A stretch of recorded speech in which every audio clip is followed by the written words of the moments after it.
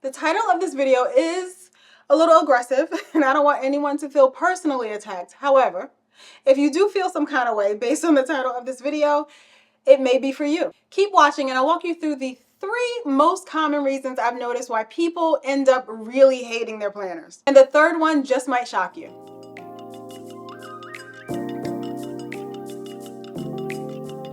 All right, number 1, and I'll just rip the Band-Aid off, right off from the beginning. You are doing what works for someone else. I think this one is like the most glaring and possibly the most painful realization here. You're just doing what works for someone else. In today's day and age, we are inundated with information. We have photos, we have videos, we have all these other things, and we're seeing all these images and these pictures. And while that flood of information, especially through like social media outlets like this one, can be helpful, at the same time, it can sometimes be a little bit detrimental to your own personal planning goals. And it can sometimes put us in a position where we really feel like we don't truly know what we want or what we like. We're being told what's pretty, what's useful, what's functional, without deciding those things for ourselves. And this applies, of course, to so many facets of life as we see them on social media, but that's absolutely why it seeps over into your actual planner too. You might find yourself really struggling to truly pinpoint your sense of self within your planner, so much so that your planner does not become a reflection of you. It really is just a reflection of your Instagram feed. So things don't quite feel right. Frustration mounts and you just want to throw the entire planner, iPad included, if you're a digital planner, right out the window. We'll circle back to some tips and some things you can do if you find yourself in this spot to kind of rectify those things. But this all does circle back and lead into what I think is reason number 2 why your planner sucks. And that's because you keep switching. Like the saying goes, the grass is always greener on the other side, until you actually get to the other side. And we all fall victim to this line of thought, especially as it relates to our planners. We're always thinking that there's a next best thing, or that thing over there is probably a little bit better than the one that I have over here. We're always on the quest to find the next best thing. But the gag is, we haven't even figured out what works for us now. We haven't even figured out if this thing that we're using right now could truly work for us. But before we even do that, we jump ship and head over to something else. So the new planner that we chose, or that new thing that we choose, is really based on the fact that it's pretty.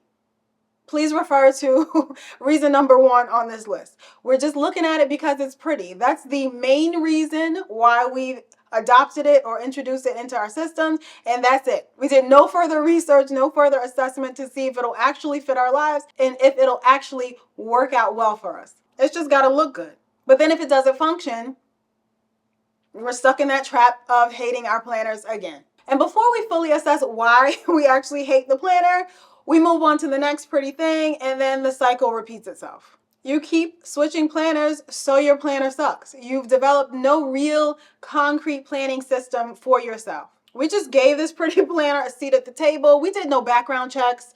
We didn't assess any references. We didn't do anything before. We just invited it into our homes, only to find out it just made a mess of our lives.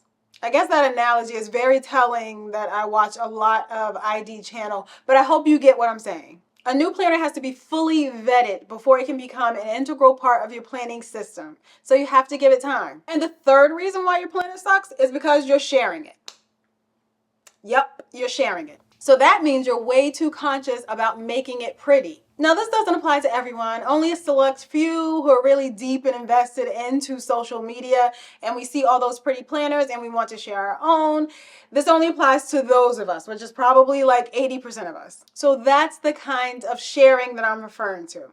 Me personally, I love planners. I have a ton of them.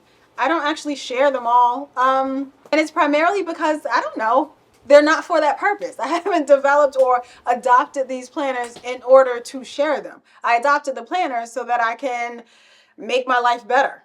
And it just so happens that I have a YouTube channel, so that's where I share them because they are important parts of my life. But it doesn't work if the opposite is true. If we are only using the planners in order to share them. You're kind of missing the whole point, right?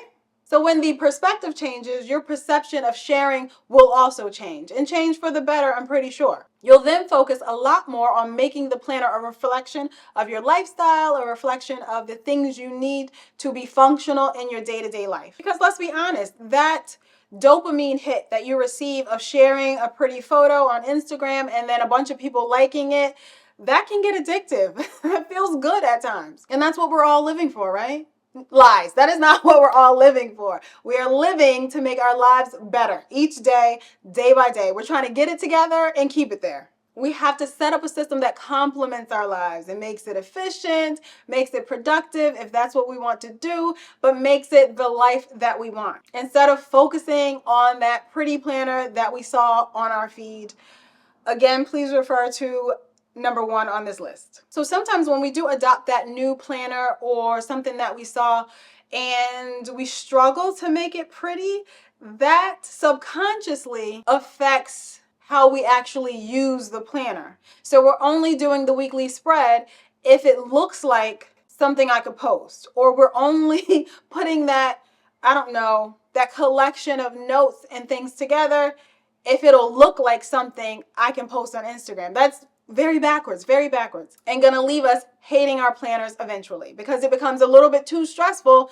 to use the planner if you're always wrapped up in thinking about how can I make it look the best possible. Because again, your planners are for you. No one needs to see it. As long as you think it's functional, that's what matters. As long as it's working for you, that's all that matters. So please, when it comes to your planners, do it for yourself. Don't do it for the gram. So taking these 3 points into consideration, if you find yourself in any of the above 3 instances, maybe all of them, I think it's time to challenge yourself.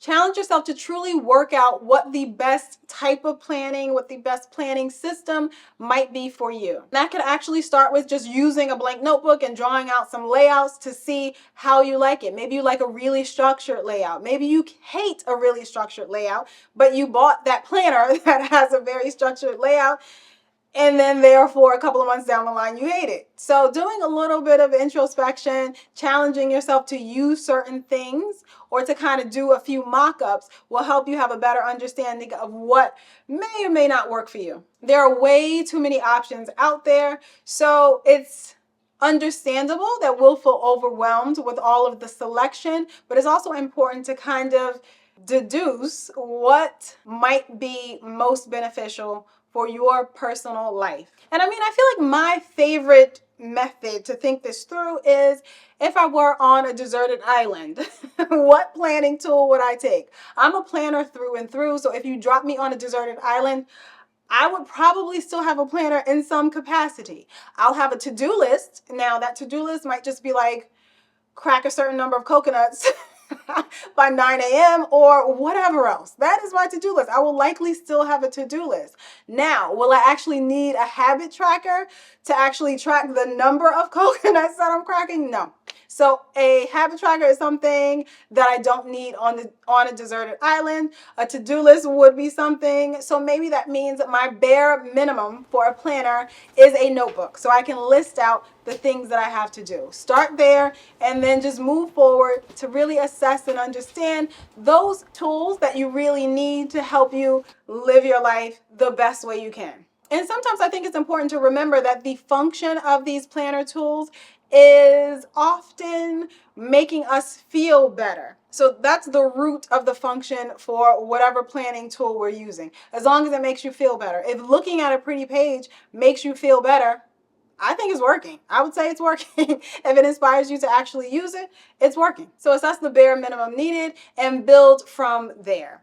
Don't add anything to your planning routine or your planning system that feels too stressful or that feels too hard. You're definitely going to abandon it in that case. And our planners can't be stressful. They can't add extra stress to our lives. I mean, life is stressful enough. Really taking all of that into account helps to inform exactly what your unicorn planner would be made of, or that planner that makes your heart go all aflutter, your twin flame planner, if you will. Thinking about all of those components and pieces and how you'll actually use them, if you even need them, would help you to build a planning system that is right just for you. Not based on what a bunch of other people are doing, just for you. I will say also that using what other people do for inspiration, there's absolutely nothing wrong with that. Nothing wrong with that at all. I love seeing how people use their planners, and I like to, if there's something that is enthralling about the way they use it, I like to think about how can I use that in my system? Would I even use it? So if it looks pretty and it makes a lot of sense over there for them, and I think it's a great idea,